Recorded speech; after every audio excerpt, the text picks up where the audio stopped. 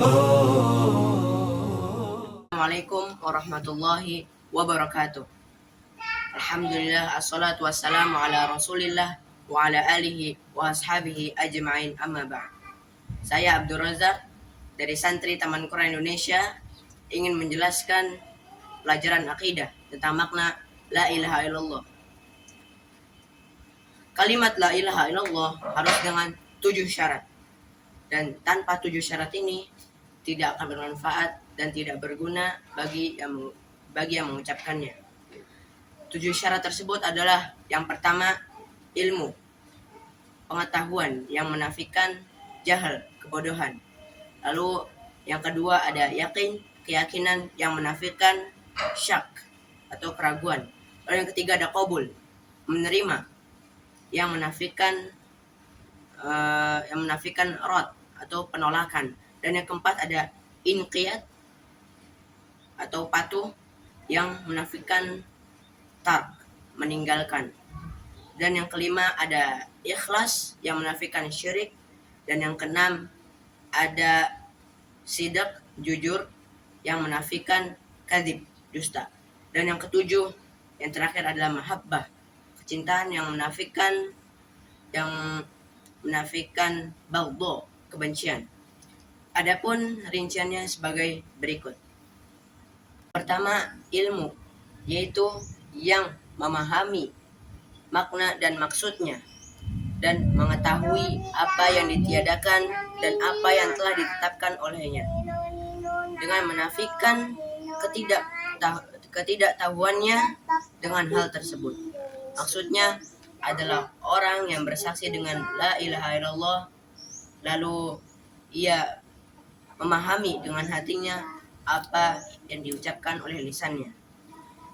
Seandainya ia mengucapkannya, tapi ia tidak mengerti maknanya, maka persaksian tersebut tidak sah dan tidak berguna baginya. Dan yang kedua adalah yakin, keyakinan.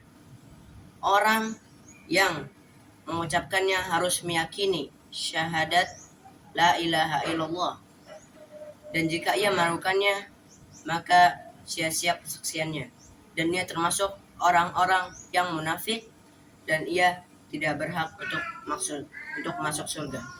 Dan yang ketiga adalah qabul, menerima, yaitu menerima konsekuensi syahadat dengan menyembah Allah semata dan meninggalkan semua peribadatan yang ia lakukan selain Allah. Dan jika ia tidak mentaati jika ia tidak menerima dan mentaati, maka ia termasuk orang-orang yang menyombongkan diri. Seperti halnya penyembah kuburan. Mereka mengucapkan la ilaha illallah, namun mereka tidak mau meninggalkan tidak mau meninggalkan sesembahan mereka kepada kuburan. Dengan demikian mereka belum menerima kalimat la ilaha illallah.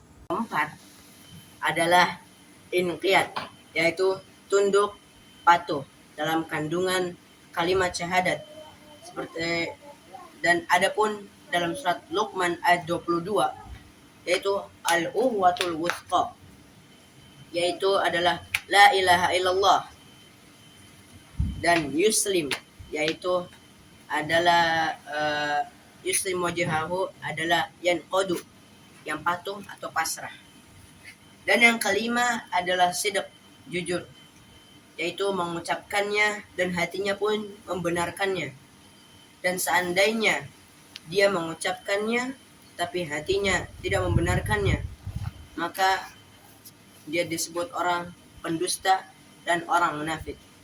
Dan yang keenam adalah ikhlas, yaitu menghapus segala debu-debu syirik dengan tidak mengucapkannya karena mengingkari isi dunia, riya ataupun sum'ah, atau lebih tepatnya mengucapkan la ilaha illallah karena mengharapkan ridho dari Allah Subhanahu wa ta'ala. Terakhir yaitu syarat yang ketujuh, yaitu mahabbah, kecintaan. Yang mengucapkan orang yang mencintai kalimat syahadat, maknanya, serta orang yang mengamalkan konsekuensinya. Dan hal ini ada di surat Al-Baqarah ayat 165 yang berbunyi, wa minan nasi man yattakhidhu min dunillahi andada yuhibbunahum ka hubbillah walladzina amanu asyaddu hubban lillah. Lalu kita garis bawahi di ayat ini, yaitu yuhibbunahum ka hubbillah. Mereka mencintai Allah, mereka mencintainya sebagaimana mereka mencintai Allah.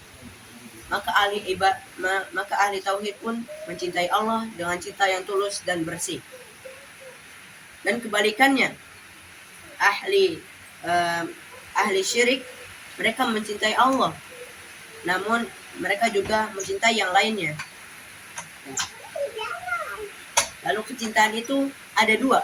Yang pertama kecintaan yang manusiawi, dan yang kedua adalah kecintaan yang ibadah. Contoh yang manusiawi adalah cinta kepada orang tua, keluarga, dan lain-lain. Dan ini bukan termasuk syirik. Namun yang kedua ini adalah cinta yang melahirkan ibadah. Ya. Contohnya mereka takut laut, sehingga mereka cinta dan melahirkan ibadah, yaitu beri makanan ke laut dan sesajen-sesajen yang telah saya sampaikan. Semoga ilmu ini bermanfaat untuk kehidupan kita di masa depannya nanti. Mohon maaf jika ada kesalahan kata, dan yang benar datangnya hanya dari Allah, dan yang salah datangnya dari setan dan diri saya. Cukup. Wassalamualaikum warahmatullahi wabarakatuh.